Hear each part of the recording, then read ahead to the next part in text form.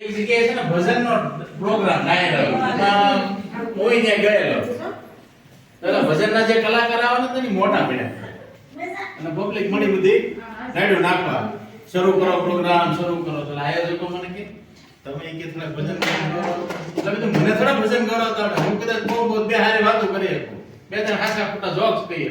બાકી ભજન ગૌરવવાનું આપણું કામ નહીં ઈ કે પણ આને થોડી ખબર છે કે તમને નથી આવડતું તમે ગૌરવ ને તમે તાર આ ઘડી સાનો મના રહે એટલે મને તો માય તમે બેહાડી દીધો અને ભજન કોઈ રીતે યાદ આવે નહીં પછી એક મને નાનપણમાં સાંભળ્યો તો કીર્તન યાદ આવ્યું એટલે મેં ધીમે ધીમે શરૂ કર્યો હવે તબલાવાળાને એમ કીધું તું બસ છે ને હું ધીમે ધીમે શરૂ કરું તું થોડું પછી સરકાઈમાં લઈ ગઈ હા એટલે બધા એટલે મેં કીધું જો પેલા તો ભગવાનના બધાને જય બોલાવી નાખ્યું હનુમાનજી મહારાજની જય બાપા સીતારામની જય બજરંગદાસ બાપાની જય આવું બોલાવી નાખ્યું અને પછી મેં ધીમા રાગે ઉપાડ્યું તમે થોડાક ધીમા રાગે હારો ગાજો બરાબર હાલ આપણે શરૂ કરીએ છીએ બોલો સત્યનારાયણ ભગવાનની જય ચરણો ધોઈને ચરણામૃત લેજો ચરણો ધોઈને ચરણામૃત લીજીએ ચરણો ધોઈને ચરણામૃત લીજીએ રે ચરણો ધોઈને ચરણામૃત લીજીએ ચરણો ધોઈને ચરણામૃત લીજીએ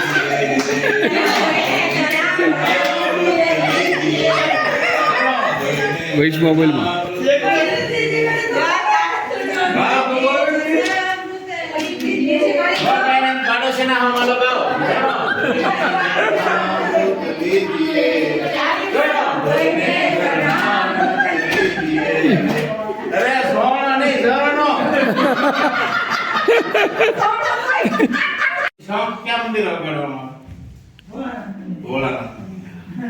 ભોળાનાથના પૂજારીને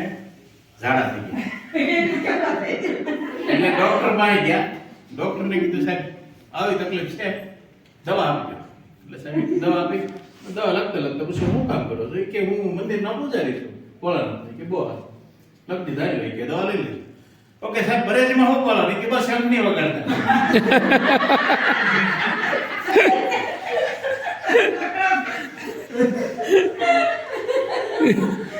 બાકી કઈ બીજો વાત નથી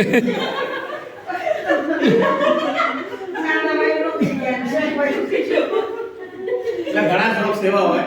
એ તમે સાંજે પછી સાંજે ડોક્ટર સાહેબ છે ને બહુ વ્યસ્ત સવાર સાંજ સુધી આમ નકરા પેશન્ટ આવ્યા કરે સવારના 9 વાગ્યાથી મેં પેશન્ટને તપાસો જરૂર છે બપોરે 1 વાગ્યા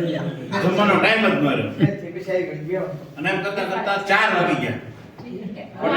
કમ્પાઉન્ડર ને બોર્ડ બેલ મારીને બોલાવે એ કે હું 1 મિનિટ ખાલી ઘરે ફોન વાત કરી લઉં પછી તું દર્દીને મોકલજે 1 મિનિટ ખાલી રાખ એટલે ઘરે ફોન લગાવ્યો એમ ઘરવાળે ફોન કર્યો આજે કે જમવા આવવાનું ભૂખ બરાબરની લાગી છે પણ હવે અત્યારે તો નહીં આવે પણ સાંજે હું આવી જાઉં છું પહેલા તું કાકા મસ્ત જમવાનું બનાવજે બરાબરની ભૂખ લાગી કે તમે જોઈ બનાવો તો મને તો મારી તો ખબર જ હોય ને મારી ફેવરિટ વસ્તુ તો દાળ ઢોકળા બનાવીને ખાય કે તું બનાય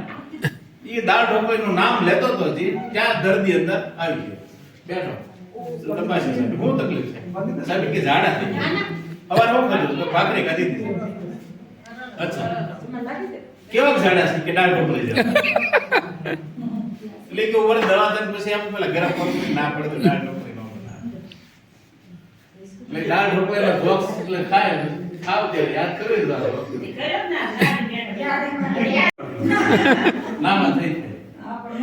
ના કીધા આ કેમ ભૂઈ ગયા પેલા પૂછું સરપંચ ને આ કેમ ભૂઈ ગયા ઈ કે બધા કીધું છે તમે બોલ છે આ શું બોલ છો તમને તમે જરૂર નથી કાઈ ધ્યાન રાખવાની જરૂર નથી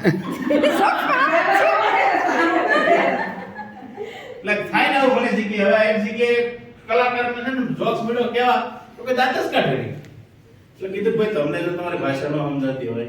એવું હોય તમારે મેહાણી શરૂ કરું તમે કહેતા તમારી કાઢે તમને જે ભાષા સમજાય એ સરપંચ બોલ છે મોસ્ટ પ્રોબ્લેમ તમને શરૂ રાખો કોની મજા છે તમારી એમાં કી દાંત કાઢી અમારા તાલુકામાં એક ગામ છે ને ત્યાંથી જાન ગઈ સારપુરના ઢાગર એટલે આપણા પટેલ લોકો જાન હોય એટલે ખબર બે ત્રણ બસો હોય ભાભલાઓને બે હોય એમાં મોટી ઉંમરના અને એકમાં બૈરાઓ યુવાનીઓ બધા બેઠા હોય મીંડી મારે ભણેલા બાકી હોય ને એમ કે આમાંય મજા છે ભણેલા ને એમ છે ભોલાવાળા હતા એમ બધા તૈયારથી બેઠા હોય એ જાન ને એક બેન્ડ વજાવાળાનો ટેમ્પો બધા એને લઈ જાન ભાઈ સવારમાં ત્યાં ગયા એટલે વેવાય હાચવા બહુ બધાને સવારે નાસ્તામાં થેપલા ગાંઠિયા ચા દહીં બધું મસ્ત નાસ્તો કરેલો બપોરે રબડી સીતાફળની અને ભાઈ બધા ધબધબાટી બોલાવી ગયો થોડોક આમ ગરમી જેવો ટાઈમ માગસર મહિનો ઉતરતો હતો એટલે શિયાળો પૂરો થવા તૈયારીમાં હતો બધા ભાઈ ખાધા પુષ્કળ સીતાફળ રબડી ખાધી એ બધા જમીન ઉતારે બધા ખોવાઈ ગયા ત્યાં કોક આયા હારા મણા છે આપણે જોઈને કીધું કે આ ગઢિયા ગુઢિયાઓ છે એને તો મોકલી દે આનું શું કામ છે હવે એક બસ છે ને હાલતી કરી દે આગળ તો કાઈ વાત સાચી છે એટલે ઈ ભાઈ ગઢિયા ગુઢિયાની જે બસ હતી ને સ્લીપિંગ બસ જ હવે તો કાઈ હાદી બસ હોય ને સ્લીપિંગ બસ ચડાવ્યા બધા ગુઢિયાઓને બસ કરી હાલતી ઈ ભાઈ કુંડલા આવવાનું છું ને કુંડલા વેટ્યા ને ત્યાં તો સ્લીપિંગ ના સોફામાંથી હેઠા ઉતરીને બસ ની ગેલેરીમાં લાયા ડ્રાઈવર ને કે રાખ ડ્રાઈવર મુંડો ને કે હું કામ રાખું કે તું બસ બાજુ બેરાય માગસર મહિનામાં કપા ઉતારી લીધેલો ખેતર પડ્યો હોય ને જે ખાલી ખાટી ઊભી હોય એમાં લાય ને બીજી લાઈન માં જે બેઠા હતા ને બાબા ઈ ઉભો કરે લાગે એ જે મારો ફોટો પડી ઈ ત્યાંથી ભાઈ બે બસો ને આવે ને ગામમાં તાલુકામાંથી 108 ને બોલાવે બધાને ફૂડ પોઈઝન લાગી ગયું એટલે ઝાડા થઈ ગયા અને હોસ્પિટલમાં દાખલ કર્યા હું મારા નજીકમાંથી હોસ્પિટલ તો એક ધારે 108 વાગે કીધું શું છે હું જોવા જાવ એ તો થોડા જાણીતા નીકળ્યા બધા નમે સેવા મતલબ મારા ઘરે પૂછી 108 પર હવે કોઈ બાકી છે 108 પર અમદાવાદ છે હવે કોઈ બાકી છે તે ગામમાંથી ત્યાંથી એક પથારીમાં હોટેલ એક કાકા કે હજી કે બેંડાવાળા બાકી છે એને ગરમી તો ખાધી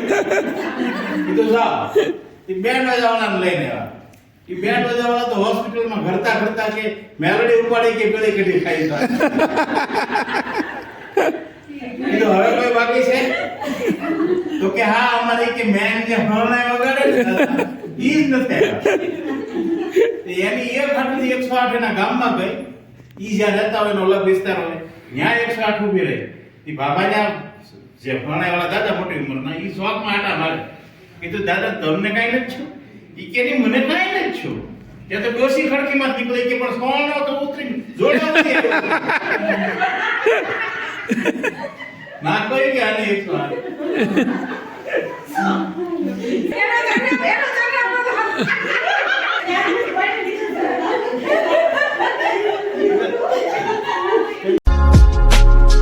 વિડીયો તમને કેવો લાગ્યો સરસ લાગ્યો હોય તો લાઈક શેર સબસ્ક્રાઈબ અને કોમેન્ટ કરજો તમે આ ચેનલ ઉપર નવા હોય તો સબસ્ક્રાઈબ કરી દેજો અને કોમેન્ટ કરજો તમને આ વિડીયો કેવો લાગ્યો તો અમે